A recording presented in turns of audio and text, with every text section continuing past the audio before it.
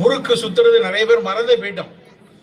சிறு பிள்ளைகளா இருக்கும்போது எங்க வீட்டில் அந்த பழைய பிரிட்டானியா டப்பா வாங்கிட்டு வந்து கடையில் அதில் முறுக்கு சுற்றி அடுக்கி வச்சிருப்பாங்க. அந்த முறுக்கு 4 முறுக்கு 2 முறுக்கு எடுத்து அதை சாப்பிடுவோம். அந்த முறுக்கு அதிகமாக சாப்பிட்டா மீறி மீறி நிறைய சாப்பிட்டா கூட கொஞ்சம் வயிறை தொந்தரவு பண்ணலாம் எண்ணெய் பலகாரங்கிறதுனால.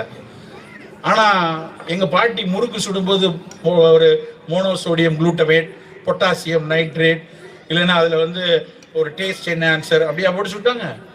அது வெறும் முறுக்கு. அதில் அதிகபட்சம் எண்ணெய் மட்டும்தான் ரொம்ப அதிகமான கெடுதல் வரும்.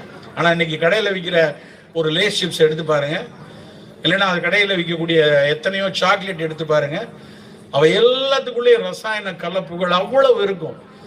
தேவையில்லை. அது நல்லதா கெட்டதா பல ஆய்வுகள் பண்ணியிருப்பாங்களே, அதெல்லாம் தெரியாமையா சார் மார்க்கெட்டில் வருது அப்படின்னு சில பேர் கேட்பான். அது நல்லதா கெட்டதா ஆய்வுக்கு உட்பட்டதா பல நாடுகளில் இருக்காங்கிறதுலாம் எனக்கு 2வது.